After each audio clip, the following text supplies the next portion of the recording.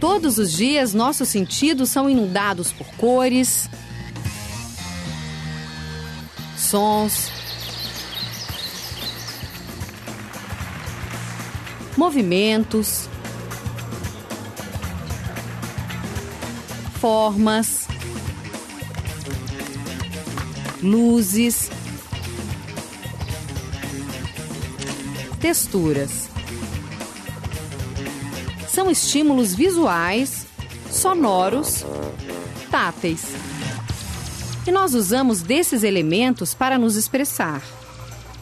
Você expressa de várias maneiras, tanto nas cores da roupa, quanto sua maneira de andar, sua expressão no olhar. Não é à toa que quando a gente está de luto, a gente usa preto. O azul pode me trazer me lembrar o céu. O branco significa paz. O movimento, o som, a forma e a cor são elementos fundamentais do chamado fazer artístico. A partir da intenção, do desejo, da expressão dos artistas, esses elementos se combinam. Muitas vezes em composições surpreendentes. Eu começo a pensar um trabalho pensando na cor. E eu acho que cor é relação. Um amarelo fica bonito porque está do lado de uma outra cor que também o valoriza. Então o trabalho da pintura é um pouco estabelecendo uma relação harmoniosa entre essas relações. Harmoniosa no sentido de que uma não destrua a outra. Eu procuro casas que sejam de arquitetura vernacular, né? Que sejam casas populares. E aí, quando eu chego na casa, eu não sei o que tem lá dentro. É aí que eu procuro as formas. Depois que eu cheguei nesse lugar, que eu não sei qual é que eu vou procurar as cores, a luz, de onde está entrando a luz, de que janela que vem, ela vem de que jeito, como é que é a decoração da casa, tem alguma estampa legal, onde a luz está fazendo um desenho bonito. Aí é que eu vou procurar as questões formais.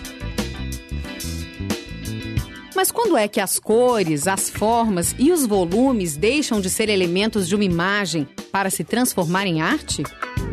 O que dizem as cores em uma pintura? As formas e os volumes em uma escultura? Nenhuma dessas perguntas tem uma resposta simples. Um artista pode levar muito tempo pesquisando, descobrindo e redescobrindo como usar e combinar esses elementos para expressar sentimentos, pensamentos e ideias. É óbvio que a gente supõe sempre que o que torna uma obra de arte é ela ter sido feita por um artista. Isso é um pressuposto. Porque o artista tem uma intenção, porque o artista tem uma linguagem, ele tem uma visão de mundo, ele traduz essa visão de mundo realizando obras das mais variadas características. Pode ser uma pintura, uma fotografia, uma escultura, pode ser alguma coisa, inclusive, que nem se assemelha a isso, porque hoje a noção de arte ela se ampliou consideravelmente. O que se demanda de um objeto de arte, o que se espera, o que se chama, são objetos que trazem à mente relações, despertam, destravam em nós determinados aspectos que não são comuns, não são ordinários, não são habituais, não são triviais. Eu posso ter uma ideia, eu vou pintar tal coisa, mas é no exercício da pintura que aquilo vai ganhando uma verdade. Ela vai se mostrando na sua realidade, o seu limite, os seus conteúdos, se é bom, se não é, vai fazendo sentido para mim. Esse sentido só vai se fazendo à medida que eu vou trabalhando. O próprio ato de enquadrar já revela uma escolha ideológica, né?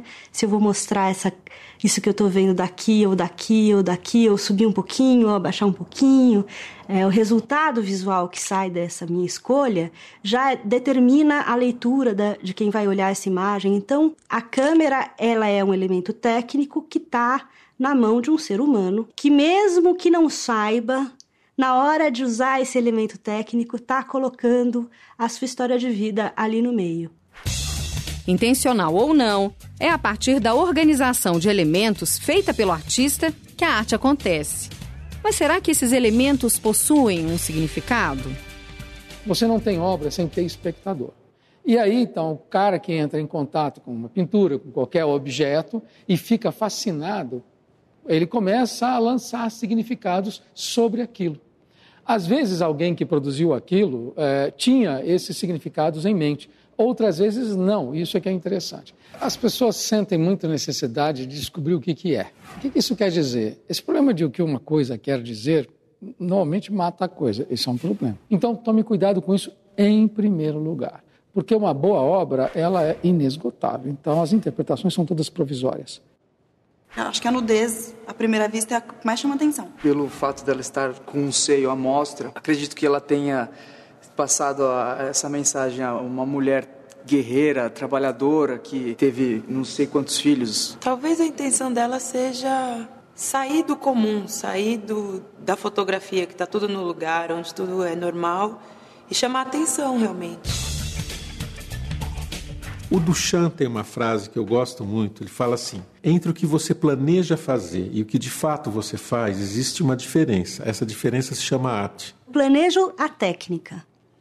Então, de tanto fotografar, eu saquei que se eu usar um tempo de exposição maior e um diafragma super fechado, porque os ambientes são escuros, eu preciso usar tripé, eu fui sacando com a experiência que quanto maior ele fosse, mais eu conseguia um desvio na cor, mais eu conseguia sair da cor real daquele ambiente. Os elementos que estão presentes no nosso dia a dia são os mesmos que os artistas utilizam para criar uma obra de arte. Mas como é que se faz para interpretar esse conjunto de elementos? Como é que se lê uma obra de arte? Por exemplo, um sujeito que gosta de futebol consegue enxergar determinadas nuances dentro do que está acontecendo, quem que deve entrar, aquele sujeito deve sair, o time está falhando do lado direito, não é? Que vai muito longe de um cara que seja um simples espectador que entrou lá e está fascinado por aquele jogo. Porque é bonito, porque é um belo espetáculo, não é? Então, você pode, diante de uma pintura, diante de um trabalho, ficar fascinado por um determinado aspecto primeiro. Mas a obra de arte, como um jogo de futebol, vai interessar pelas outras camadas. Tudo isso é treino, tudo isso é estudo. E também no campo da arte isso acontece como em qualquer outro campo humano. Se a pessoa se aproxima com sensibilidade, enfim, não precisa ter bagagem cultural, não precisa ter erudição para entender. Eu acho que o meu trabalho tem uma característica de leitura que fala mais alto no Brasil, que é o fato de que todo mundo tem uma memória de uma casa dessas. Quando o trabalho foi para fora e quando ele anda em outros lugares, a reação é diferente. Então as pessoas se atêm à forma, à cor, ao desenho, né, à composição. E tem outras leituras aí que não dependem de mim, quem está lendo aqui, que vai ver o que quiser, né? Eu já cheguei na casa de uma amiga e a minha obra estava de ponta cabeça. Dá para entender que tem duas cruzes, dá para entender o vermelho. Mas a gente nunca vai entender exatamente o que o artista queria passar, porque ele estava fazendo aquilo, ele tem os entendimentos dele. É sempre diferente para quem olha, porque a pessoa traz a sua bagagem de entendimento. Eu tive a impressão que parecia uma bandeira de algum país. Tem que deixar a imaginação rolar, senão não chega em nenhum sentido. A arte não existe sem espectador. É ele quem fecha o círculo. É ele que está na outra ponta. A obra de arte começa e termina naquele que está se relacionando. Quer dizer, o artista é só um agente desse papel. Ele é fundamental. Sem ele não há obra, mas sem espectador nada acontecerá. A mensagem da arte pode ser transmitida até mesmo ao aprisionar as teclas de um piano. A prisão cala o som.